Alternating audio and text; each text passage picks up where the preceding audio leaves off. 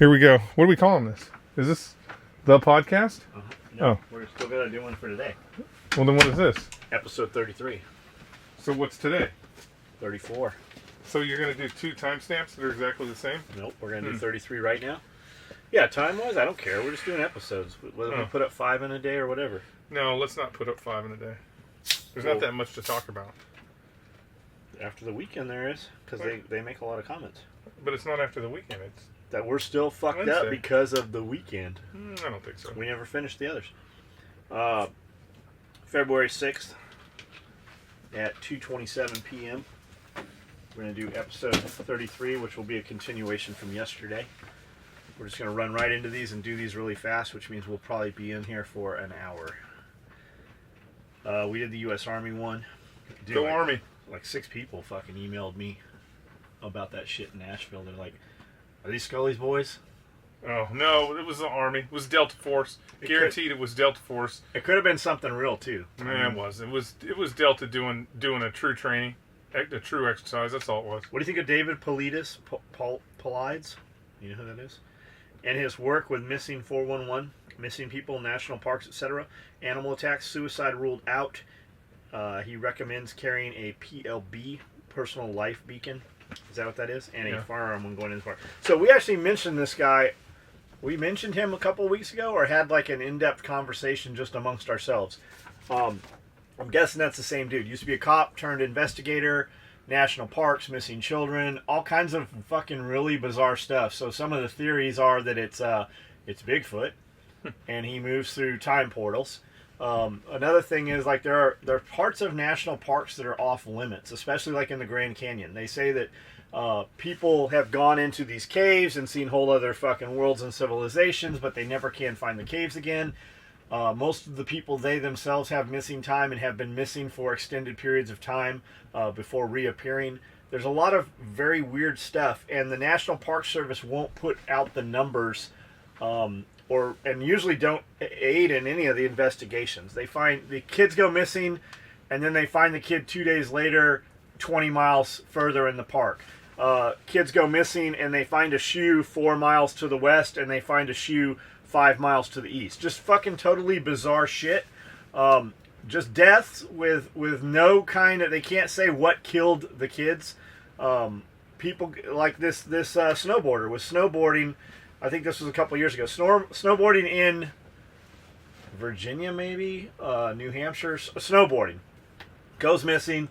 Don't know where he went. Everybody's looking for him. The motherfucker shows up hitchhiking in Arizona still wearing his snowboard gear. Could be drugs. I don't know much about it. That dude you're talking about, I assume it's the same dude. He has a YouTube channel. There's a lot of material, and you see him on a lot of the conspiracy theory video podcast stuff. People do disappear all the time. California has up in the Golden Triangle in Humboldt County. That's drugs, though. They have the most disappearances anywhere in California. More people disappear. Mushrooms and into shit. the redwood forest and stuff. Truth be told, a lot of them are probably disappearing because of the high drug trade that is going on in that area. But then you go up into the redwoods, it's the real wilderness. The reality is most people that grow up now, or even in the last 20 years, don't really have good wherewithal about what is in the fucking woods. They don't have any kind of skills. Yeah, they don't have any kind of skills, and when you're dealing in altitudes and shit where temperature can change 60 degrees in a matter of an hour, it will fuck you up quick. The wilderness will eat you alive. And a lot of places, especially in national parks, there's still real meat eaters there. And I wouldn't be surprised if you found a shoe here and then a shoe 20 miles in the other direction, because that's where that bear shits you out at. I mean, there's so with that, real meat eaters out there. So the thing we're talking about, though, with that, like the shoe found to the east and another one to the fucking west, they find the bodies. The bodies are fucking in pristine condition. Like there was no carnivore, there was no animals, just fucking super weird shit. Plus, the national, like the Muir Redwoods, for instance, any of that stuff up there. Obviously, it's fucking the wilderness because after Planet of the Apes lived there for until the next movie, and nobody even knew those apes were up there. Yeah, but there are places that are just. Did you like Planet of the Apes? I didn't. I have not seen any of the new ones. I thought they were fucking pretty good, man. I saw the Marky Mark one, that's the first one, right? I don't know. The first new one. I like anything with Marky Mark in it. I like the first new one where he escapes back. He finally escapes from the Planet of the Apes and comes back, and it's the Planet of the Apes. I saw that one. I didn't like it. I didn't like it that much. Let's be realistic. I don't care how intelligent gorillas are. They're not gonna fucking win that fight. We are too technically advanced. Unless Agenda 21 dumps you down. The minigun's gonna win all those fights. It's just how it is. The problem is gonna be that you're eating grains. Gorillas on horseback aren't gonna win that. The grains have retarded you. You have grain brain, and the artificial sweetener has rewired the neural pathways in your brain. The minigun will win that fight. Can you? Man-packable miniguns? Yes, man-packable. There's only one in existence. Is that true? No, it's not true. There's more now. So Predator more. That was a real one. No, that wasn't a real one, and the only reason why it wasn't a real one. So, okay, that was a real 7.62 minigun, I believe. I might be wrong on this, but I believe Dylan Precision. No, it couldn't have been Dylan. Anyways, that was a real 7.62 minigun. Electric. It was a real General Electric minigun. The issue is power. So at the time that movie was made, they didn't have the power. They didn't have the power to fucking run that gun. So you would have had to have had shore power. So that gun was technically plugged into a wall or whatever, like a generator or something to get that thing going. There's companies now that are making 5.56 miniguns. So they're backpackable. Backpackable, yeah. Because of LiPo batteries and shit. Fire, yeah, because of the batteries that you can run those things. Now, off minigun doesn't take like the round you shoot out of an AR-15 is not the bullet that goes in a minigun. It is the same bullet. It is. It's just a normal primer fired. You go to Walmart. You go to Walmart, load all the. You can depends on what kind of minigun you have. If you have a 5.56 minigun, yes, they're using regular 5.56 rounds. If you have anything above, I believe anything above 7.6. Well, they have the 50 caliber minigun now. I didn't know that. And I think it's still using. It is still using 50 cal ammo. But outside of anything bigger than that, of course you can't go to Walmart and get it.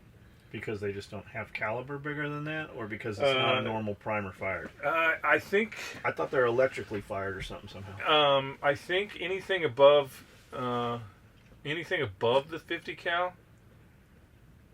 Now, do they have a hopper where they just dump bullets in and it sorts them and indexes them, or do you have a chick in they actually load? Do you have a Playboy bunny in a latex suit that actually loads all those before mission? Same thing. They have to load those. They have to load those trays. So those trays get loaded. They don't just dump something in there. But they're not belt fed, right? No, they are. They are because they have that deflector thing. They're belt fed, yeah. So the 7.62 one, does it use the same stock? No, because they wouldn't, because they come in 200 round links or 100 round links. They're not using the same shit. No, they're not using the same. They're not using the same shit. It's a little bit different. Okay. John, how tall a tower do you want on the compound? Might need to take a field trip over there. Aldrin Duramax. The hill's that way, so we have an elevated piece that way. The building is here, which would come down from the hill, and then it's flat towards the back, so we'd need a tower in the back. I honestly don't know how tall of a tower we would need to do a zip line to clear the roof. But even zip line across, I'd like to have a... The zip line's got to clear... Are you stopping on the roof of the building? No. I was going to say, because the zip line has to be taller than the power lines. No, we were going to have to... When we were actually going to move the power lines. When we were talking about this, like seriously talking about it, we were going to bury the power lines. Okay. Well then, you're just limited by the roof. Yeah. I honestly don't know, man, but I'd love to have like a fucking fire tower. I mean, and cost dependent too. Do we do it out of steel or wood? I would like to have an elevated tower with a lookout room up top. Like you could just go up there and fucking camp or whatever. Like you see people camping in the lookout towers and shit. That'd be fucking super super cool. Plus, without moving some serious distance, we are the highest point around here on our hill. Yeah. I think our hill is the highest point within miles of here until you go to the lookout at Nathan Bedford, and that is the highest point in all of Benton County. So, Skully, the Smith & Wesson 2.0, the gun that James carries, comes with a 1911 style safety. If you get it with a safety, either the 9mm or 45. There's no question here. Yeah, I mean, I think I've addressed this. I've addressed this plenty enough, but I will just for your. Who is this? Alder Duramax. Also. Alder Duramax. We wanted to build a tower, so 40, don't start with fuck off. Oh, okay, yeah. Sorry. Whatever caliber of your choosing. The truth be told is, I say this. If you're a to true everybody. baller, you should go 41 Smith & Wesson. Yeah, it's carry the biggest. Thunder? Yeah. Always carry the biggest caliber you can reliably handle. If that is a 44 Magnum, carry a 44 Magnum. If it's a if all you can carry is 9mm because your the tendons in your wrists are weaker because you haven't been doing push-ups, carry a 9mm. I would get it in 45 because that's what I'm comfortable. That's what I'm comfortable with. Do you have weak tendons in your wrists? No, that's why I get it in 45. Because you've been doing push-ups? Are you fucking holding out? Are you doing push-ups? Is that what the fuck's going on? I have to somehow Are you be doing able to, push-ups before we go to the gym? I have to Don't somehow. think I won't do some fucking push-ups. I have to somehow. Do not think I won't do 1,000 push-ups a day. I have to somehow compete with your artificial enhancements. You could have them. No, I'm doing it all. I'm doing it all drug-free. I have to be able to compete with your artificial enhancements, which means I have to put in a little more effort. I'll pay for your drugs. No. I'll pay for your drugs, and then you can give me your drugs. Oh, is that How's what we're that? gonna do? If you really don't want them, we ain't losing Texas, brother. Okay. We talked about that one. Yeah, yesterday. we talked about that yesterday, but I'm telling you, you're not looking at you are not looking at your current voting pool. Skully has lost his mind. Fucking Alzheimer's motherfucker. A C-141 is way better to jump from than a C-130. However, You are fucking out of your mind. However, nothing beats a Huey. A Huey? Do they even fly fucking Hueys? They only use Hueys nowadays. They only use Hueys in movies where they can't afford a Black Hawk. You don't. Here's the truth. Here is the truth. The truth is you do not jump out of a C-141. You get drug out of. So you're lying when you say that's a good platform to jump from. That's the worst platform to jump from. Let me tell you. Let me explain this to all you people who don't know. When you jump out of a C-141, What is a 141? It's the bigger C-130? It's the. We're talking jet engines now. Oh, like the Starlift thing? Yeah. Like they're moving tanks and shit in them? When you jump out of a 41, right, you're going dual stack. So they're putting guys out of both doors. Now, the jump masters have to be on point because if they start catching up to each other, where you're putting guys out at the same time, you can get caught up in the other guy's canopy when it opens. The reason why this is possible because unlike imagine why they know it's possible. Yeah, when I was jumping out of a 41, a dude got his helmet caught in the fucking shroud lines of another fucking jumper and fucked that dude up. Okay, anyways, so when you go to jump out of a 41, first off, it's a jet, okay? It's real hard for a jet to slow down to any type of real parachute. I mean, you guys in the Army, if you're in the Army and you were in the 82nd and you had to do this all the fucking time, you're my heroes. Because jumping out of these fucking airplanes I only had I had maybe 2 good jumps the entire time. One was out of a C-130 and one was out of a fucking 47 or 46. Okay, so a C-141, you shimmy to the door, and as soon as you get to the door, you don't jump. The fucking air sucks you out of the goddamn plane. And when you open, if next time you have an opportunity to watch fucking jumpers jump out of an aircraft, when you open out of a C-141, it's not, I'm falling, poof, my parachute opens, and I'm good. You jump out of the airplane Sideways. and you fucking parachute opens like this, like you're a goddamn dragster, and then fucking swings you down below your parachute. Your fucking lines tie up all above your head, so you're doing that fucking stupid kick thing you have to do to get the thing to unspin. By the time you get unspun, when the fucking parachute pops you back to where you look down, the ground's right there, you fucking eat shit every single time. That's a C-141. Yeah, jump higher. Oh my god. You need A. Whew, you're getting my heart up telling me the C-141's a good jump. This is the worst jump. And then all you're doing is looking at all these guys that are fucking running across other people's parachutes and fucking stuck with their helmet and the fucking... Oh, man, it's a mess. You got free fall. Yeah, I mean, there's... Then all those problems go away. Because then you can Tom Cruise. You can, Yeah. you can do some fucking... Some You double gotta be- gainers and shit. You You there's can two, dive head first. there's two things about free fall.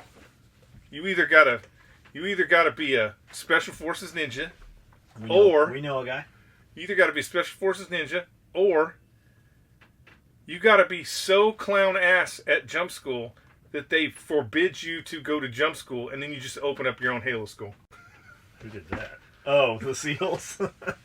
We got a buddy. We have a friend named Scott that did a lot of fucking combat.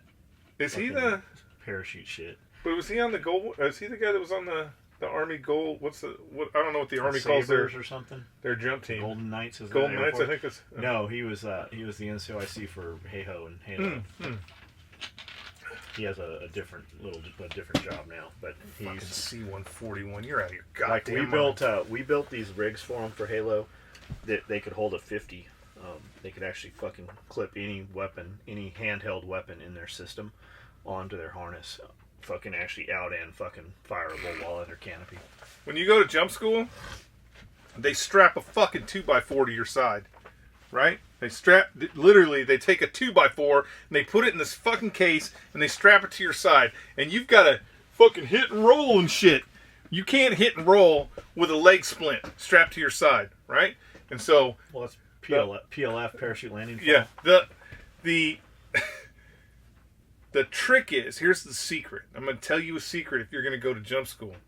Is when you go to jump school, every single time you're going to go, when you go to lower your ruck, when you fucking go to lower your ruck, lower your rifle too. Let the rifle will slide right down the line to your rucksack. Let it slide down there. And then PLF. They don't Now, want you. The instructors, will get kicked out. No, you won't. You will not get kicked out. You will not get kicked out. I did this every fucking... I did it for 4 jumps. Because the first jump, I PLF'd into that fucking 2x4 and I said, I'm never doing that again. This is what you tell the instructor. If they even see it. If they see... Because 9 times out of 10, they're going to think that it's a malfunction. That it wasn't tied right, and it just... Because it's tied to the safety line. It's tied to your ruck line, so if there's some sort of malfunction, it will stay with your rucksack. Okay? They want you to PLF in with it so they can say that you have your weapon system.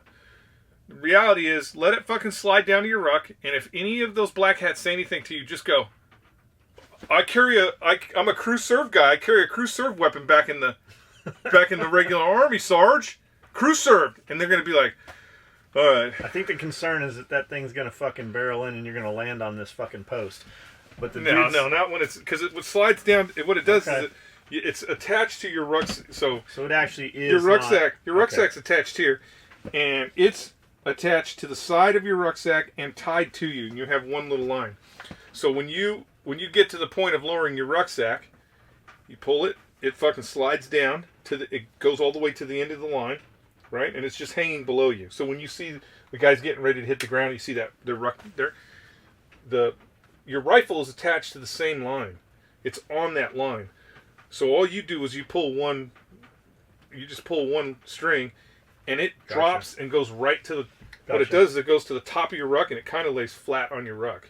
The guys we were doing business with, they were always jumping. Yeah, those fucking crazy motherfuckers. And they were keeping them strapped to their chests. Like, when Kevin did... I watched a dude jump out of a fucking airplane strapped to 2 55-gallon barrels. Mm-hmm. Just two fit. Dude, jumping out of airplanes is hard enough. You don't need to complicate it by because they're moving equipment in those. But they jump them tandem too, so they can bring in scientists and fucking communicators and fucking linguists or whoever they need. All the respect in the world for anybody who jumped, especially those Rangers who jumped into Panama, who had to re-rig and put more equipment on because they had to do the combat jump at 500. That's fucking ridiculous. Matthew Thompson. Was this the kind of training Skully was talking about? That's what we're talking about. Yeah, true training. That's basically the Marine Corps. I got 6 emails over that. The Marine Corps invented true training. Fuck you, Army. And then the Army decided they were going to jump on our bandwagon and start doing it too. Gold in the U.S., Knox, Fed New York, West Point, which belongs to other countries, was brought there because it happened in 1914 through 18 and 1940 to 45. Problem now is when countries like Germany ask for their gold back, they are told no, or okay, but will take 7 years. Germans. Well, come on, it's the Germans. Why would we give them their gold back? That's the problem with hard assets, right? It's the problem with hard assets in the sense of if you give up control of a hard asset, gold, whatever. If you give up control of a hard asset, especially if you are a foreign entity. Yeah, why would you do that? So if your friends might not be your friends tomorrow. Especially if you're a foreign entity and you give up control of an asset and you move that asset over to this other country's place, and then you're like, a couple years later, you're like, hey man, what about all that gold? And they're like, we got to find it, or we lost it to China in a poker game. Yeah, that's the beautiful thing. That's the beautiful thing about what a lot of you probably aren't aware. Well, maybe you are aware of it. The beautiful thing about what's going on with us in China is buying a lot of stuff. They're buying a lot of stuff. They're buying a lot of debt, and private corporations, not really private. It's all run by the Communist Party. But private corporations are buying a lot of land and things within the United States. Like all of Hawaii. It's awesome. It's awesome because guess what? Tomorrow, if we go to war with China, none of that investment means shit. It's done. What are they going to do? Come repossess Hawaii, or they're going to come repossess a Bel Air mansion? They can't. There's nothing they're going to be able to do about it. And we can just be like, thanks for the money, bros, because we didn't give them any tangible assets. It's not like we sent the Clintons over to China and be like, hold on to them. Will you hold on to them, and then when you call your marker, we'll trade you gold for the Clintons. They send her back. Everybody wants her gone. Even her own people want her gone. Yeah, the party is done with her. Marco says those AKs that Tactical Edge make look badass. They're nice. They're really nice. I have not seen anybody they are nice, but I will say I have not seen anybody do the Jaeger test on them yet, because they are making them from. I don't know about scratch. So I don't know the details on the heat treating and anything that they do with those guns. I got one of the full size guns, and it shoots good. Like I said, I don't like the Dragon muzzle brake that's on there because it just makes that gun so much more louder than it needs to be. Shoots good. I've probably got maybe 250 rounds through it, just because it's too fucking loud. I had him do a 14.5 with the long thing, so it's the muzzle brake is welded on there, so I got to take it back up to him and put another muzzle brake on it. The good news is those are true. I believe all their barrels are trued, so you can put a suppressor on that thing.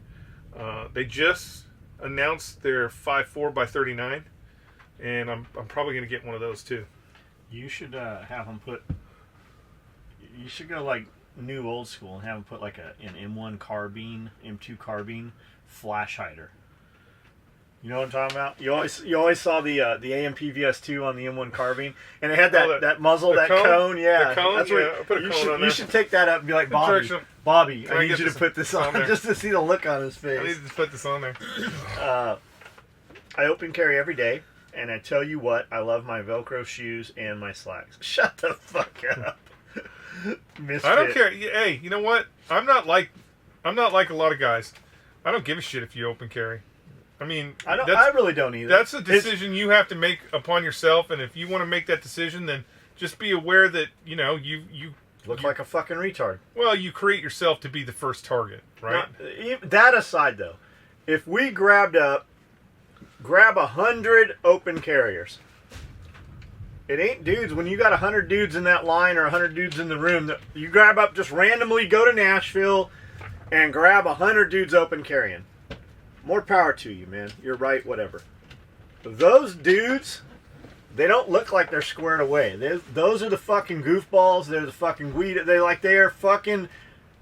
look like the least successful fucking people in the building. That's just the case. Most of them are doing it because it's look at me, look at me, look at me. It's the same dude. It's the same dude with a fucking $500 car and fucking $4,000 rims out in the parking lot. It's like if you're open carrying, I figure you probably have a donk out there in the parking lot. There's some dudes with some cool donks. I got some friends have some donks. Okay, whatever. But you're the white dude with the donk. Like, I have a friend, I don't know. I went to Gunsight. We had a customer asking about Gunsight. Years ago. Great school, go to it. Years ago, we went to Gunsight, did some MP5 and some of their handgun stuff. Yeah, we used 45s. Perfect example. You talking about the McDonald's? Yeah, perfect example. So we're all flight suited up, right? So we got our flight suits on, we got our gun belts on. Kind of, if ninja'd up. If you saw us walking down the street, you probably think police, And Colonel Powers is like, man, I really want to go get a hamburger. And I'm like, man, I don't want to take all this shit off. I don't want to take, I don't want to have to take all this, because we'd have to rush out there, because I think we had 40 minutes for lunch or something.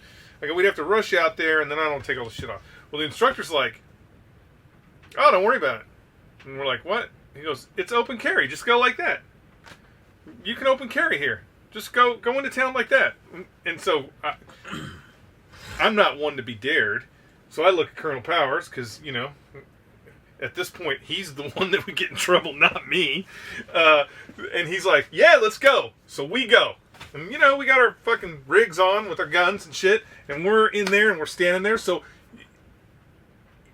I would think that you would look at us and go, what are these two cops doing in here? Because, we got short haircuts and we're wearing fucking flight suits. So we go in there. We're in there for a couple minutes ordering our food, which they actually comped us because I think they thought we were cops. And this dude comes in. Fucking couldn't have weighed. He was like 6 foot. Couldn't have weighed more than 125 pounds at that. He was pushing it like fucking rail dude. Comes in, stands right next to us, looks at us, looks down at our guns, looks at us, looks down at our guns, and I'm like, I look at him, and he immediately leaves the restaurant. He leaves the restaurant, and we're fucking waiting for our food, and he comes back, and he's got like this 32 Jennings in a tube sock. I mean, at the time, it was probably cutting edge.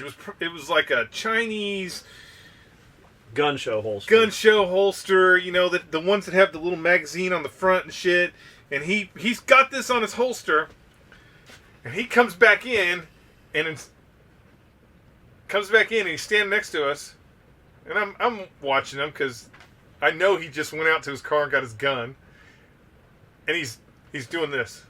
He's throwing his hip out. He's throwing his hip out. I know you can't see it. Pushing the gun towards him. He's pushing his hip at me with his gun, and it was all I could do to not laugh at the fact that this guy wanted us to recognize the fact that he could carry a gun too. I still think he thought we were cops, but it was just fucking hilarious that he's hip pushing his fucking 32 Jennings at us like, look at me guys, I got a gun too. I'm in the club. That's exactly what I think of when I hear open carry. I get it. You're out doing whatever. You're gardening. You got your gun with you. You got to jump in the truck, go pick up some fucking chainsaw oil or something. You didn't put a holster on. your gun's in your truck. You don't want to leave it in there. So, no, you would have a holster still because it wouldn't be open carry then. Like, I don't know. Why? I've only seen it since I've been here. It's usually. I don't exactly. It's usually. But I'm not really looking for it, and I've only seen it a couple of times. And it's an old person. First time was the Reverend. Okay. Well, I thought he was the sheriff. Yeah. Because we were at the Mexican. We had just. I don't even think me and Gina had decided. Who is also a deputy sheriff. I don't even think we decided. I think we were here just looking at houses. And we're in the Mexican place laughing because they don't serve margaritas in the Mexican place. And there's a bunch of people in there. There's probably 15 people at all these tables. And this old dude, this older, robust dude, is walking around and kind of, shaking hands and kissing babies around the table. And he's got his fucking handgun in a holster on his side. And I see it and I'm like, I'll bet that's the sheriff. And Gina's like, why do you think that? I go, well, because he's going around to all the tables and kind of like, shaking hands and kissing babies. And she's like, it's weird to see somebody open carry. I go, this is the Wild Wild West out here. Everybody's carrying guns. And so he did his thing. And then come to find out, I tell John the story. And he's like, hey, that's the preacher over at whatever. He always open carries his fucking pistol. And then... That's a dude, but right, so he's in church. He's got his shit on. He just came from church. He has taken his jacket off, and then he is now open carry. And the other type of fucking open carry you see, it's not a dude usually just coming from work or whatever. You don't see the dentist open carrying. It's usually a dude in a dirty ass fucking white wife beater. He's usually got a couple of fake gold teeth, not like, but wearing a grill. Like he actually got out, put his gun on, and put his fake fucking teeth in. Like that's what I picture with. That's what I picture with fucking open carry. That or he lives in a mobile home. He's got some white ass fucking tennis shoes. Whatever. And then the next time... It's not the dude you're inviting over for fucking dinner typically. And then the next time I saw it, which I was kind of surprised. That I was surprised and had to I looked like 3 or 4 times and go, is that broad carrying a gun? Was it at Costco? So we're in Costco in Nashville and, it's pretty uppity up in Nashville, and this is, where's that Costco's like in Brentwood? Yeah. So Brentwood it's a up and coming neighborhood and, there's some money there. There's some money there and this girl's pushing this big old fucking cart. It's where Taylor Swift and Kid Rock are going to Costco if they're going. Pushing this big old cart with all this shit on there, 4,000 cans of beans, and she's open carrying. And that's when I was like, man, that's kind of weird, right? It's kind of weird here in this area, but then again, at least she had her gun. Mine was probably in the truck. Love seeing new Pulling the Thread. We've been putting them out, man. I don't know where you've been, buddy. We've been putting them out. A lot of them. Every this day. is 33 right here. Great video as always. Skully, what are your thoughts on Navy's newest aircraft carrier and all of the systems that do not work? All of the money spent on new high-tech ships that either do not work, USS Zimwalt, cost too much and are sitting targets, literal combat ships, literal combat ships. John, has SOE ever offered a regular shirt? I rarely never wear a t-shirt. What's the difference between a regular shirt? and a These t-shirt? aren't. What you don't realize is you are the irregular. These are the regular shirts. It's a regular shirt. Golf though. shirts at work will collar? not wear now. Any chance of a SOE logoed long sleeve button collar? Not a fucking chance. No, you're asking for something I can't sell. Yeah, that's the problem. Well, buy a patch and embroider it on there. I bet we could. Combat ship. I don't know anything about the new combat ship. Reality is the most new systems when they're introduced, they try and so the Navy. What I guarantee this is what happened here is it's a new system, and the Navy got a bunch of money for procurement for this new system. And what they do is they try and cram as much fucking technology into the first one, much as they possibly can, so they can get proof of concept on the system, right? So whether the fucking, we need to know if the orange wire works better than the black wire, blah, blah, blah. So they'll cram all that stuff in that initial ship. and then they'll do a fucking deployment with that ship. That ship will come back, and none of that fucking stuff will work. And then they'll dry dock that shit, and they'll fucking pull all the shit out that doesn't work, and they'll start putting in old systems or keep the new systems. It's kind of like everybody's all fucking excited about the railgun, and that I'm telling you, the railgun is a waste of time for the Navy, because the Navy is a over the horizon. The Navy's over the horizon. They're not using you can't use the railgun for over the horizon shit. Not for it to be effective. The thing about the railgun is it's all about speed. It's about speed. It's about being able to push an object at super velocities, so no matter what the object is, it's going to go through whatever it hits. I mean, initially they were shooting fucking bricks, and those bricks, just regular old bricks, were moving so fast that it was fucking destroying tanks. Just fucking ripping right through tanks because of the velocity. Well, whenever you increase velocity, what you also do is get rid of your trajectory. So now instead of shooting the guns up, they're shooting straight because of the velocity. 9 miles over the horizon, you can't see a target to shoot. So that ship is going to have to get closer to other ships in order to be effective with that fucking railgun. The problem with that is all the people that are using the old technology, all the old technology can shoot you further can away. now shoot you while you're over the horizon. So I don't know what the Navy's going to do with that. The one thing that I've seen, which, whatever, maybe not. I don't know if it's better than the Sea Whiz. Is the one thing I've seen is the Navy just using that thing to shoot down planes or missiles. It would work. Like, whatever it hits, it's going to fucking destroy. The question would be, because the Sea Whiz works because of volume of fire, right? I'm putting out a whole bunch of bullets, and it targets itself. But I'm putting out a whole bunch of bullets, so I don't have to be that accurate. That's the whole purpose of the Sea Whiz, is I don't have to be super accurate to hit whatever is incoming, because there's a wall of bullets that it has to fly through. Especially if you're an Airbus. Yeah, especially if you're an Airbus. If I'm firing a missile at you and you're shooting a boom projectile at that missile, the accuracy has to be so much better. Maybe they accurate a fucking brick. They had to do it in a static test. Oh, it was a static test. Yeah, it wasn't a. So do we have a railgun on a ship? I believe that there is a prototype ship that has one on there. I'm not 100% sure, because the other thing that most people don't talk about is it requires a tremendous amount of power, electricity, in order to fire the railgun. And that's the reason why the Army doesn't have one on a fucking M1 Abrams right now, is because they can't support the fucking electricity necessary to fire it.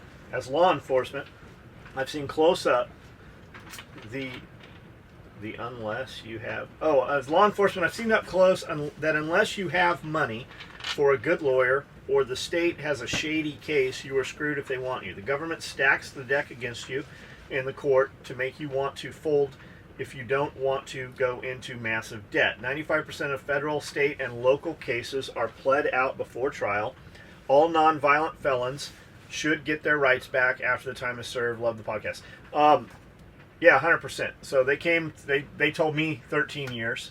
They take all this shit and stack it up, even though they know most of it's not going to stick, to throw a big number at you, so it shocks you in the beginning. So anything less than that, you're more at ease with and more apt. And as the time goes by, they shave off a little bit more. They told me, yeah, you might go to court, you might go to trial, you might actually win this. We're going to arrest your mother, is what they said. So, yeah, that's always how it is. I would say, you said 95%. I'd say 95% of the people in federal prison are in federal prison because somebody told on them or passed it off. Like, they had several people. I could have given them several people and not done a fucking day in jail over it. No, go ahead. No, I lost my train of thought on that one. You know, the system is rigged, and the reality is, like, there's cases right now in California where ideally, all they want you to do is all they want you to do is cop felony, and then They can take all your shit. they fucking send you on your way. They're like, hey, here's your plea bargain. You can go to jail for 15 years, or you can plead to this minor felony charge right here, and we'll let you go, because there's more control that way. There's now you're Probation. Now you're on probation. You're going to work and pay the halfway house that you have to go to. You can't own a firearm anymore. Blah blah blah blah blah. It's all about control. I went to Tactical Edge's website. Skully, do you really own a $2,000 AK? Also, I had a holster made for my Desert Eagle 50 AE. It is an outside the waistband holster that goes on an SOE duty belt. I don't think I would be able to walk right with an inside the waistband holster. That's a little different, don't you think, dude? Like that, we're not talking about you, but even with that said, why are you walking around town with a fucking Desert Eagle? Don't you own a Glock 19 or fucking something? Like, okay, you have an outside the waistband holster for your Desert Eagle. Fucking cool. Are you really fucking carrying a Desert Eagle? Like, that's your only pistol that you own, and that's your best option if you might have to get in a gunfight with somebody? Like, that's the gun that you shoot the best? Really? Rock it, man. If you got a desert, if you can rock a Desert Eagle and 44 It better be gold plated. I'll bet that you don't even have to. All you have to do is show them, and you don't even have to fucking pull that motherfucker out. We did a couple Desert Eagle. GG&G. They make gun parts, AR-15 parts. We knew all the two brothers really well. Was it Lumen? I don't remember who it was. They're out of Arizona or somewhere. They were at all the gun shows at Pomona. They're two big old boys, big fat guys. And we built custom tactical vests for them that had a cross-draw Desert Eagle holster on it with a bunch of mags on the other side. They were pig hunting. They pig hunted all the time, and that's what they used to pig hunt with. We've built several holsters. We used to build a bunch of holsters, sub leg, drop holsters and shit for Desert Eagle. The holster that we actually made for the SOCOM pistol also held the Desert Eagle. The Desert Eagle trigger brake, the trigger guard on the Desert Eagle is actually almost identical to the trigger guard on a 1911. So we could take that bigger holster, set the depth on a 1911, and just sew right around there. Because like when we started doing this shit, there was no blue guns. There was no airsoft guns in the United States. There were no blue guns. Even before blue guns, they were red guns by ASP Manufacturing. Those didn't exist. So it was usually like a little 38. Yeah. That was the first gun you got that was plastic. Do I own a $2,000 AK? I do not. Well, technically, I do own a $2,000 AK, but it's not the Tactical Edge one. It did not cost me $2,000 to buy that AK. I did buy it. They did not give it to me. I own an AK that I bought for $350 in, let's see, 1987. That is worth more than $2,000 now. Yeah, I do own an AK that is worth more. That costs more than $2,000 for you to buy it today. That is one of the AKs. It is one of my least favorite AKs to shoot. Not because it doesn't shoot well; it shoots, but it's an underfolder, and underfolders are the worst AKs in the world to buy. But I do own several weapons that are fucking cost more than $2,000. Price should never be the issue. Man up. Get another job. Who cares? And what I spend on weapons, I guarantee you, what I spend on weapons would fucking make your heart fall out. I don't go haggling with people or anything like that. Like if you wanted to sell me, let's say you had a gun you wanted to sell me. I'm not gonna take advantage of the situation, because usually when people are selling guns, it's because they need something. Their tooth fell out, their car's got a flat tire. I do this for everybody. We get on Gunbroker. We'll look at what it is you have. We'll take the average, and I'll pay that. But yeah, I got plenty of AKs that are worth more than $2,000. Did I pay $2,000 for them? No, but I've got other guns that I've paid more for. Shit, I got a bolt-action rifle that right now is, well, I don't want to say priceless, but I got a bolt-action rifle that I could easily get 10 grand for just not even trying. So, I've got some expensive guns, so expensive AK is not that big of a deal. What's the craziest request for gear from SF or SEALs? Craziest request? I don't know if they do crazy. No, they usually... I think the craziest. I think I gave you the craziest request when I said I need to hold 17 magazines. You actually said 24. Did I say 24? 17 is what we got. I mean, you know what? I honestly, I've got to pull. I may have been saying this wrong all these years. You might hold 24. I might hold 24. I might have to pull it out and look at it. I gotta pull it. I gotta pull it out and bring it out so you guys can see it. But yeah, I'm a firm believer, and I know a lot of people. You know, a lot of people will be like, "That's not the way Delta Force does it." It's because you gotta.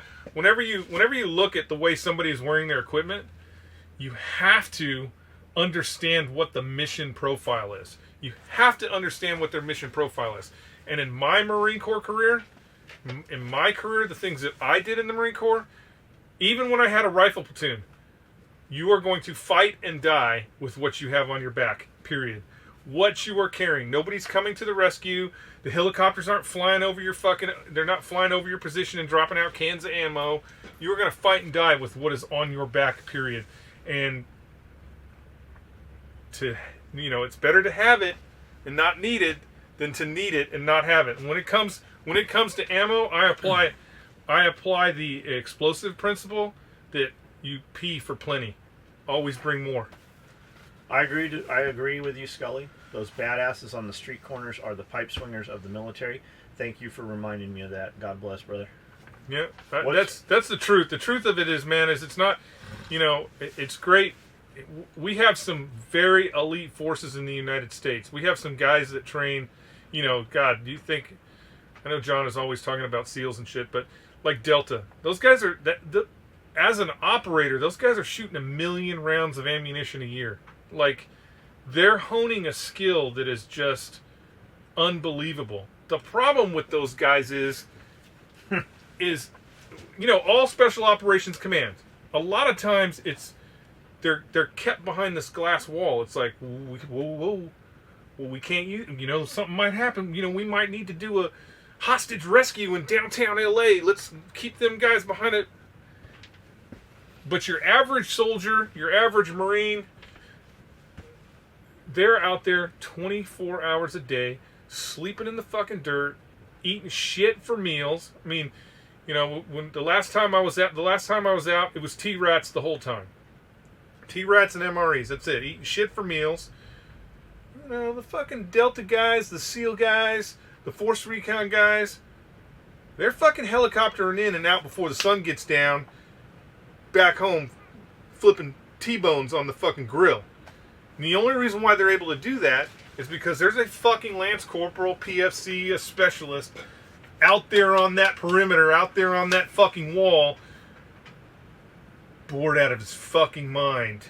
Just bored out of his fucking mind because he's got to be there for 2 hours and then he gets a couple hours sleep. Then he's got to go back up there for 2 more hours and just fucking stare at the desert so that fucking turd burglars don't climb over the fence and slit everybody's throat in the night. Those are the real heroes. Heavy hooker? Who's a heavy hooker? I don't know what that's even in regards to. That's all he said was heavy hooker? Chris Clift. Heavy hooker? Question mark? I don't know. Would you like a heavy hooker? How heavy is too heavy for a hooker? I disagree with abortion and feel adoption and money could be used to prevent our society from killing its future. It's not about that. It's about reducing your society. Yeah. It's not about what's good for the kids. If it was about what's good for the kids, adoption wouldn't be such a fucking hassle right now. You wouldn't be jumping through the hoops, and they would be placing children with families that want them, not families that can afford to buy them. It is easier for... Look, the reality is, if you're not adopting it, it is easier for someone to go to Africa or Russia to adopt a child than it is for them to adopt a child in the United States. Easier to do that. And why is that? Which is fucking insane. And the thing about abortion is, and it is a national tragedy, and I do believe that 100 years from now, people will be talking about this and they will be condemning the Democratic Party for this. No different than when the Democratic Party was running the Klan. In 100 years, abortion will be what we're talking about slavery now. Yeah, same thing. Margaret Sanger, her whole point of making abortion accessible was to reduce the black population. That's what eugenics. That's what eugenics started to reduce. Like that's where Hitler got his program from the United States is eugenics. We were sterilizing people that we didn't want to breed, but they were doing it wholesale through the hospitals and prison systems of black people. Like that's what was going on. It was mentally retarded, incapable people, and then diseases that were inherited and stuff like that. But the majority of it was black folks. Yeah. So if you look at the platform, and in some states, those laws, like I believe even federally, we never removed that law. They just ceased using that law. If you look at Planned Parenthood stands on the foundation of Margaret Sanger. Their charter today, word for word, is identical to the charter for eugenics. And she specifically talks about reducing the black population. She specifically talks about it. Now, take all that aside. Think about good intentions, and it's 20 years down the road, and we're fighting for women's rights. Get rid of all that. The one constant thing, the one thing that is true through all that time, 60s, 70s, 80s, 90s, and you can look all these numbers up, it's out there, is the black population in the United States is one of the only population that has been stable through all that time period. Meaning they are 13% of the population of the United States. Hasn't gotten bigger, hasn't gotten smaller. The reason why it hasn't gotten bigger is because the majority of those abortion clinics are in those neighborhoods.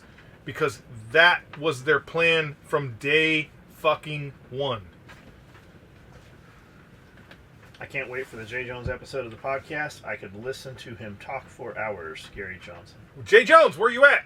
Come, let's talk planets. Chef reached out to him yesterday, as a matter of fact. Let's talk planets.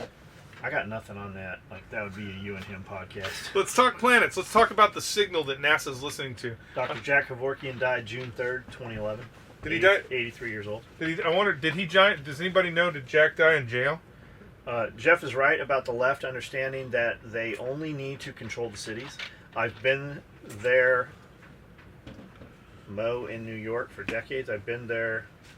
In Western, everyone hunts. In Western New York, everyone hunts and owns guns. I'm not sure what that. It's true though, but even when you say New York, when you say New York, what you're really talking about is New York City. You can go out into the wilderness of New York and find card-carrying, red-blooded, American flag-flying Americans. But the problem is, you don't have the population base and the population density to get fucking those people run out of office. What would Tennessee militia look like if you were in charge? Hold on. We do not want to be in charge of a militia. But hopefully that day never comes. Don't start coming here wanting to join or form a militia. This is a real business. We don't have time to have a fucking campground out here. But go ahead and answer the question. Unless you have an M1 Abrams. If you have an M1 Abrams, come. And we will start. Did you not watch Jericho? The people with the Abrams, it didn't work out well. We will start the militia. Because they have to do that. They have to always downplay the technology that would make everything cool. It's kind of like The Walking Dead, right? In the opening scene of The Walking Dead, you've got Sheriff Brady there riding a horse into downtown Atlanta. Where does he hide? He hides in an M1 Abrams. And then got overrun. And then, what does he do? He sneaks out of the M1 Abrams. Why didn't he just start the motherfucking tank up and drive the fuck out of town? Because it'd have been too easy. That was season 2. You missed something. It'd have been just him crunching. Oh, this is too easy. I actually think they were driving it, and zombies got caught in the tracks of the M1 Abrams. That's not what happened.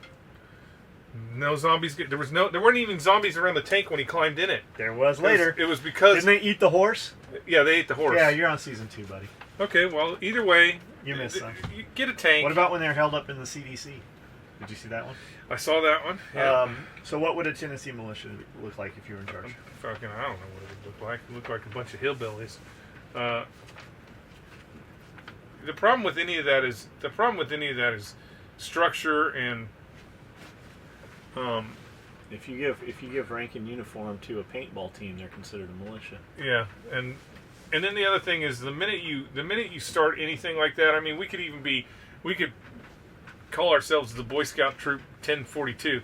The federal government is going to start looking into everything that you do. They probably are now just off. Half the fucking people in the militia are going to be FBI agents, and those militia guys that are FBI agents are going to be like, "Hey, look at all this C4 I got. You want to go blow something up?" It's fucking a trap. I'm too old. Find some young colonel that'll run a militia. Black Klansman? I have not seen. I've seen it's pretty previews funny. for it, but I have not seen any. What up, guys? You killed it again. On your taste test video, you talked about MREs. On YouTube, there's a channel, Steve1989 MRE. He is an MRE collector. He eats some super old MREs. It's amazing how long those things last. The World War II MREs are my favorite ones that he does. So World War II MREs, all the way up to Vietnam, all that stuff was canned food, and I believe it's the Metropolitan Museum in fucking London. They had like one of the first canned things of meat that was in the museum. It was just sitting in the museum. It was like, walk by and you're looking at the fucking Stegosaurus and there's some canned meat. And the meat was over 100 years old in this can.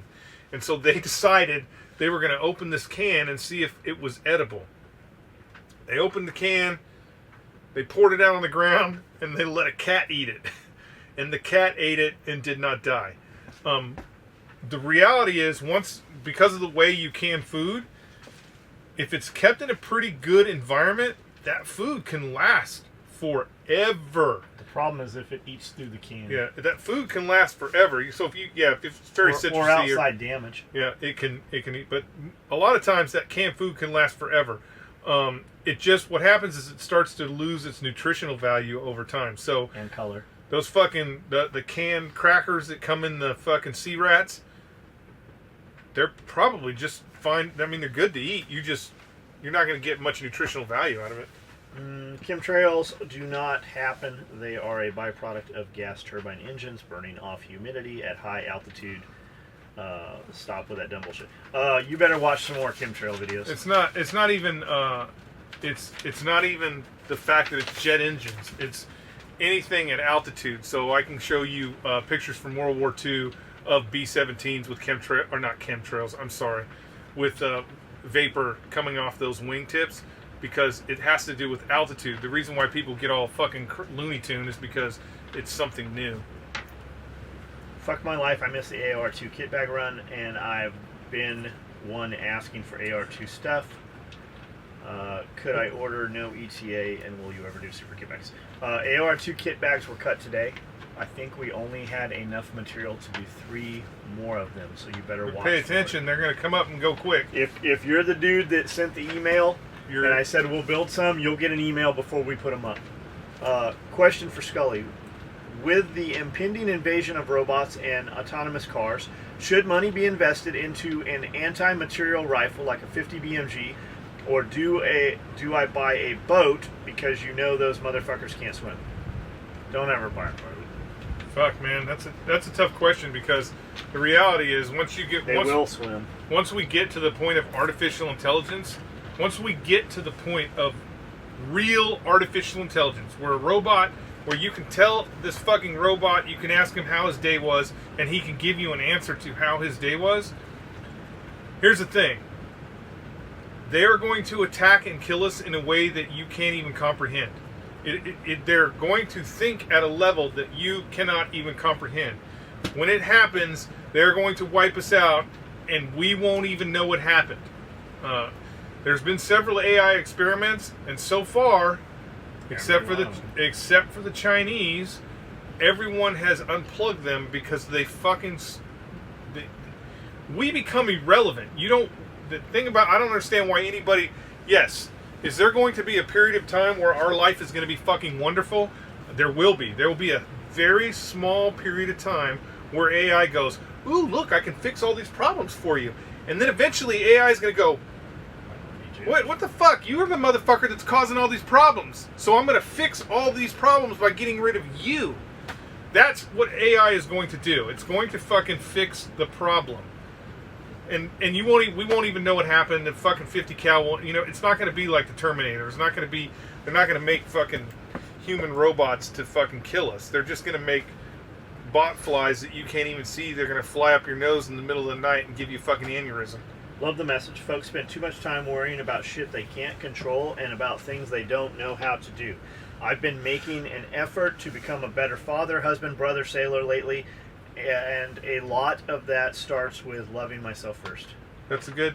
Do that. Fix the problems you can fix. Don't worry about the problems you can't fix. And the better you make your life, the better fucking people's lives are. So many people spend so much time trying to help other people when they don't have, they have no fucking business worrying about something because they haven't built anything themselves. If I took all my money, Jeff takes all his money, any of us take all our money and donate it to charity, you're never going to fucking have shit. But if you took that money and made some more money with it, eventually you're making enough money that if you gave 10% of your money away, it's way more than you would have given it away if you just gave it all the fuck away. Yeah. Everybody's so fucking worried about doing other shit rather than fixing their own shit.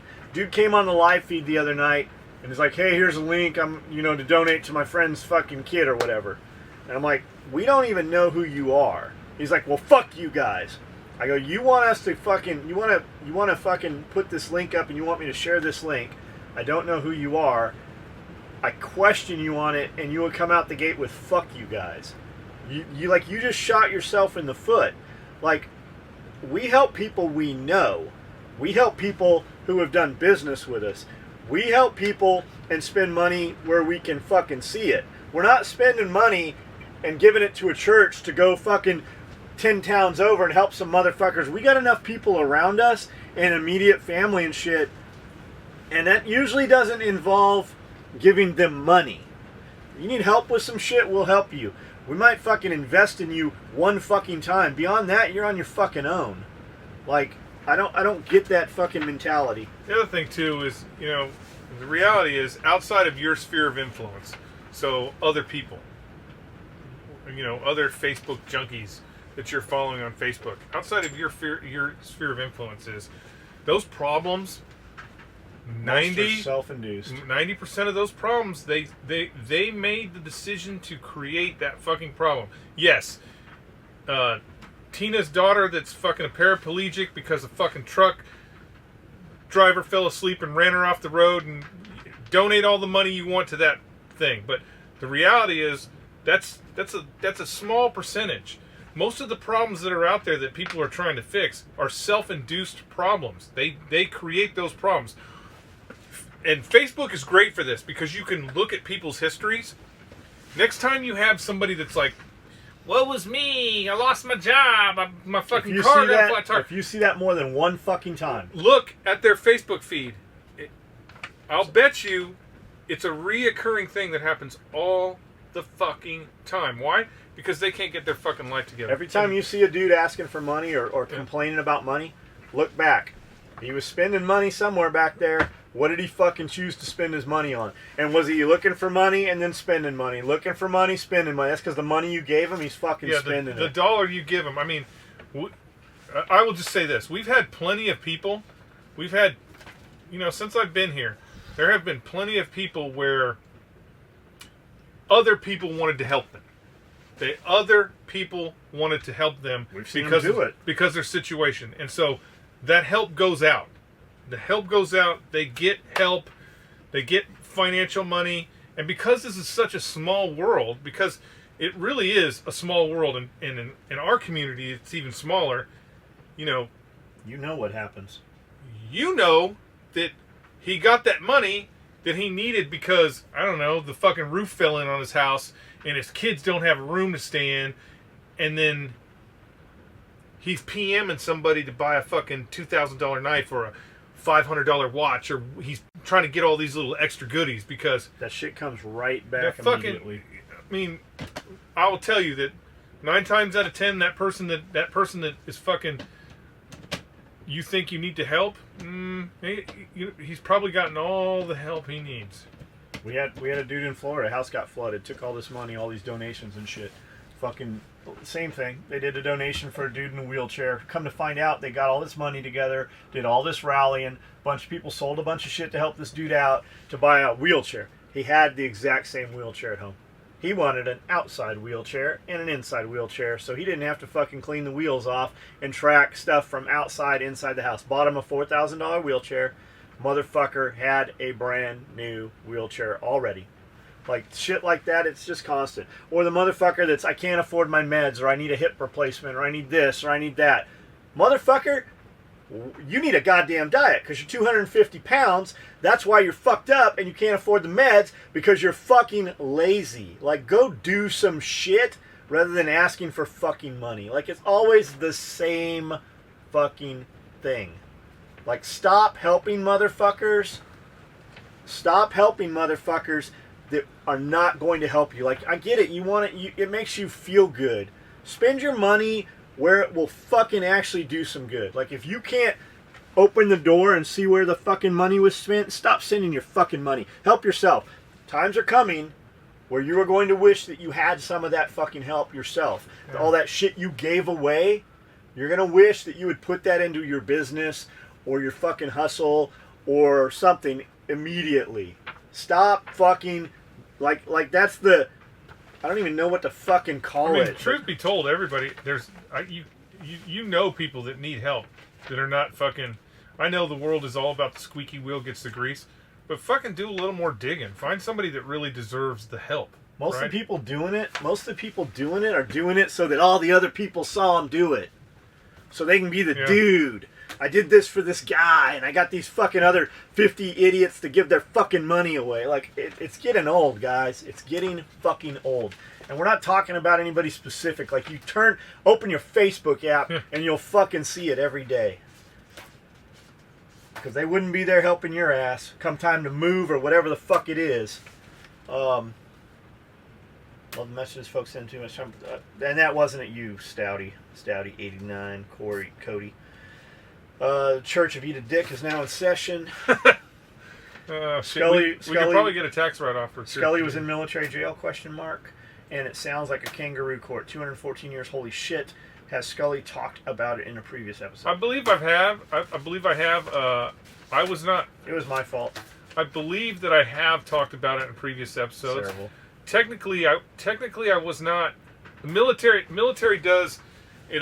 The military does it a little different in the sense of you can't bail out. So they have what's called a. God, I can't even think of the name of it. It's like they can hold you as long as they want. It's like a bail hearing. It's similar to a bail hearing, but basically what happens is you go into a room. There's a fucking military judge there. The complainants, the fucking NCIS guys are there. Your command is there, and basically what happens is NCIS will go, these are all the reasons why he should not be allowed out for what we call pretrial confinement. These are all the reasons why he should not be allowed out. Now, the thing about the military is it's easier to just confine than it is to, because the problem is if let's say they don't confine you and they put you out, they put you back to your command. Well, the command is all now jaded about who that person is because there's these charges, right? And we have to fucking, what are we going to do with them? Where are we going to, what's he going to do for work? We're not going to have him doing anything around what, so it's just easier, and most people get what they call pretrial confinement, meaning you're going to stay in the brig. That's what they call that's what the Marine Corps and the Navy call their jails, the brig, until your trial. And then once you have your trial, you're either set free or you fucking get to go out. So on Camp Pendleton, It's orange and blue. If you're wearing blue, you have not been convicted of a crime. If you're wearing orange, you've been convicted. Now you can be convicted of a crime at Camp Pendleton or at the Camp Pendleton brig for punishable up to 10 years. After 10 years, you got to go to fucking Fort Leavenworth. You go to Leavenworth. So there's there's probably 40 guys in orange there, and there's way more people in blue because all your drug pops are going to go to the brig, and they sit in the brig until their trial date. Usually their trial dates are just like, they get there and they're like, okay, smoking crack, you're fucking out of here. That's it. They don't ever go back to the brig. I did not have to go back to they discharge out of the military. Bye. Unless you're there at the time I was there, and the war was just about to kick off, and they're like, pretrial confinement, 30 days, you go, this is the drug guys. They would pretrial confine them for 30 days, and then they'd be like, you're going back to the fleet, bitch. Those guys all went to the Iraq War. I never had to wear orange. I never donned orange. I was never out there with the weed whackers on the side of the road, cleaning the road. I was always in blue. So I did 65 days of pretrial confinement. 65 days of pretrial confinement. It's not. The brig is not, even though they have to hold the federal standards, so the brig is required to hold federal guidelines as far as how they treat prisoners and how they operate on a day-to-day basis. It's like a fucking summer vacation camp. Yeah, they try and boot camp it up at the beginning, but then after you do 2 weeks in processing, you're just like in general population. Blue shirts get to do like I was serving food initially, then I was cleaning dishes. You get kind of the fucking odd jobs around the thing that they don't want the orange guys doing because there's more access to the outside world. But yeah, I was there for 65 days, pretrial, what they call pretrial confinement, because the NCIS told the judge that the guys, that the people involved in the case were so dangerous that I needed to be kept in there for my own safety. That was me. I think what they were talking about was fucking Mike. But pretrial confinement because everybody bottoms. Oh. Pretrial confinement because everybody was so dangerous that, and once again, even at that pretrial confinement. Now I don't know if some of you guys heard before. They basically said that in order to arrest me, they said that I was stealing weapons from the armory. I was not stealing weapons from the armory. I did not have that kind of access. And more importantly, the armory was not missing any fucking weapons. So I wasn't even in pretrial confinement for what they initially, by the time they got to around doing the hearing, I wasn't even in pretrial confinement for committing a crime. It was for my own safety. I know I've talked about this a lot before, and it's a long story, but it didn't affect I was not convicted of any felonies. I was convicted of disobedience of a lawful order. Navy Regulation disobedience of a lawful order times 2. Navy Regulation 1160, having military equipment not necessary for the accomplishment of the mission. And what was the equipment? Oh, it's like if you've got an extra canteen at your house. I had a lot of extra canteens. If you've got an extra canteen at your house, that's equipment not necessary for the accomplishment of the mission. So anything, if you have any excess, let's say you've got 2 sleeping bags at your house, or you got 4 rucksacks or whatever. If you have any excess, that's considered non-essential for the accomplishment of the mission. Now, none of the equipment that I had was in service at the time. So, for example, I had rucksacks because we convert large rucksacks over to ninja rucksacks, and all the snipers carry large rucksacks versus carrying what is issued. We'd already changed over to the Marpat packs, and I had these rucksacks from Dermo. Old ones. That's considered, and when I say from Dermo, that means I went to where the government is throwing away rucksacks And at the time where I was at SOTG, I had the capability to go and get whatever I wanted. But that's considered excess military property. Weren't they for trying the to jam accomplishment you mission. up on the fucking all the SOE gear? No, not really. The big one they tried to get me with the big one that they really tried to get me with, and the one that was probably the scariest was, so I had an AR-15 that I had not registered with the state of California. Now, California Department of Justice did not want to prosecute that because it was on Camp Pendleton, and the way the law reads is you can come from another state with your assault weapon onto a military property, and you can keep that weapon on the military property because it's not a federal law that says you can't have it. So it's legal on Camp Pendleton. So California Department of Justice came and they checked all my weapons. All the weapons that I needed to register were registered except for this AR-15. And this AR-15 was not registered because I was no longer a resident of California. So they wanted to get me with that. But California Department of Justice was like, yeah, that's some bullshit. We're not even going to we're done with this. We're going home. Well, unbeknownst to me is the U.S. military has the option to prosecute any state laws at once. So they could prosecute me for an assault weapons, for having an assault weapon, even though the state was like, we don't need to do that. So they could have prosecuted me for it. Really, I think it was just a bullshit. They were just trying to bullshit their way into a plea bargain because the military does not want to go to court martial. They really would rather have you plea bargain out because it's cheaper. And I think they were just using that as kind of like, look at this. This could be expensive for you. But so disobedience to lawful order times 2, and the Navy regulation thing, and the disobedience of the lawful orders had to do with registration of weapons on post because you're required to register your weapons on post. That's a long story. But ultimately, I was not charged with anything that had to do with anything that they initially said, this is why we're charging you. So I did not get reduced. Well, I didn't get reduced.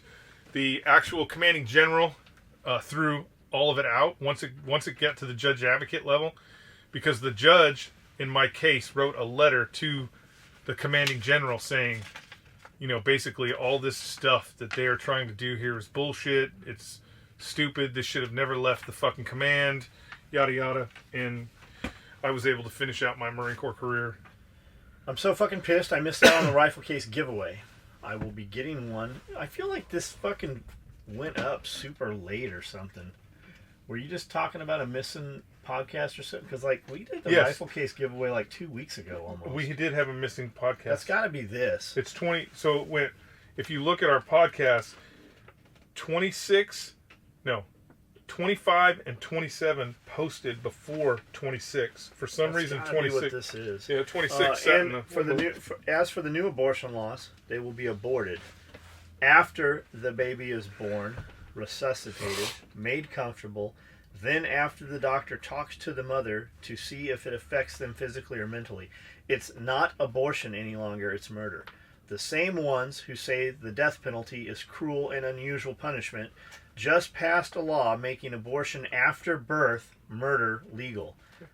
Yeah, you can't kill a death row inmate in New York City, but you can definitely kill a baby if the mother decides it will think about this. All the mother has to do is say, it will emotionally affect me. She just had a fucking baby. It will emotionally affect me if I have to keep this baby. Now, instead of going, all right, we're taking it to the fire station and we're going to give it to the firefighters. They're going to find a nice house for it. They're like, okay, we're just going to fucking lethal inject this child and be done with it. Is that really what they're doing? That is really what the fucking state of New York just passed. So it's ridiculous. No, So what about so when are we going to pass the postpartum depression? 6 weeks from now, you got that baby at home, and You Yeah. don't want that baby no more. And women can do no wrong. That's the key. That's what's going on right now, is women can do no wrong. Their lies are always truths, and if they want to kill their child anytime they want, they can do that. It really has to do more with you men out there, and allowing the pussification of this country, and allowing those women to create these crazy fucking laws. And my Cobra duty belt is the same size as my pants. If I wanted, it fits correct without an in the waistband holster. It goes plenty big enough to fit my Kydex holster for my P99 in waistband Kydex double stack mag pouch holster. Also, order the same size you would buy jeans you would wear without a belt. Best fucking belt ever. So is he answering somebody's question? I'm guessing. My belt ran awesome in fighting pistol this past weekend. Seems like it's going to hold up very well at work. Fuck you. It better. The other fucking 250,000 of them are running. I really hope you guys do some live podcasts in the future. I was in the middle of commenting La Confidential. B-Boy Skully got it. Skully nailed it. How the justice system works. They show us the max, threaten you with it, lets you sit and soak it up. We were just saying that. Yeah. Then right at the end, they give you some crazy smaller number. I promise, if everyone takes them to trial, the problem with that is it destroys you. You could have a nice suburban home, 2 cars in the driveway, your kids are in nice school or private school. You got to buy the right attorney. You're going to lose all of that. You're going to lose every bit. Even when you win, you still lost everything. Now in the military, it's a little bit different. It's not going to cost me any money to take it to trial. But remember, it always boils down to all those other things. So in my sentencing, they were like, hey, there's these 214 years that you could go to jail for.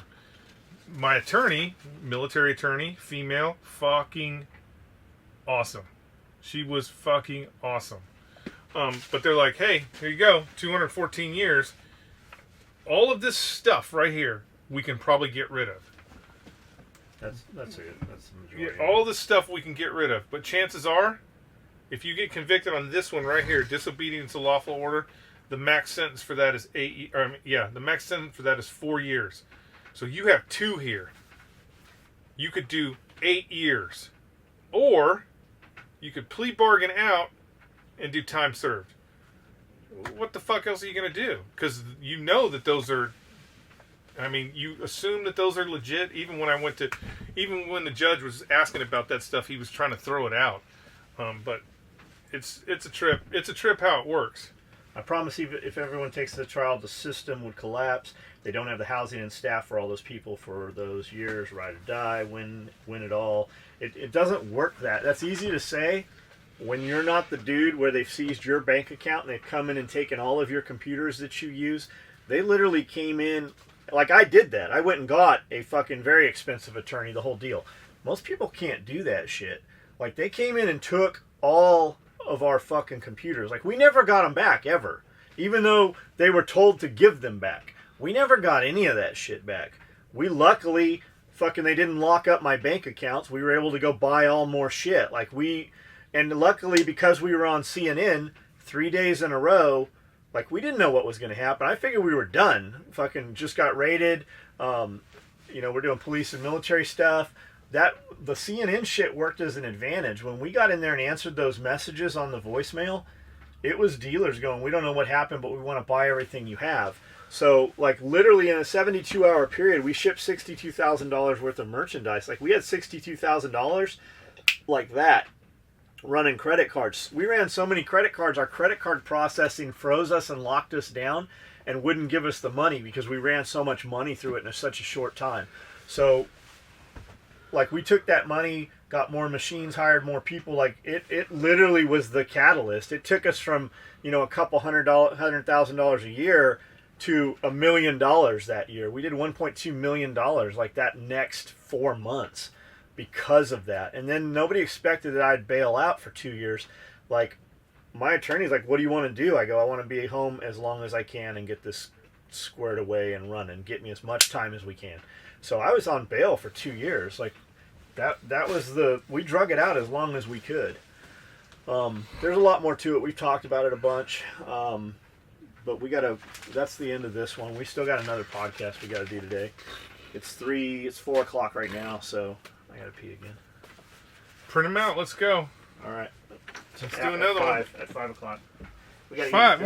Why do we have to wait till 5 o'clock? We don't have to wait. I gotta feed. Then you need to eat right now. It can take an hour to eat.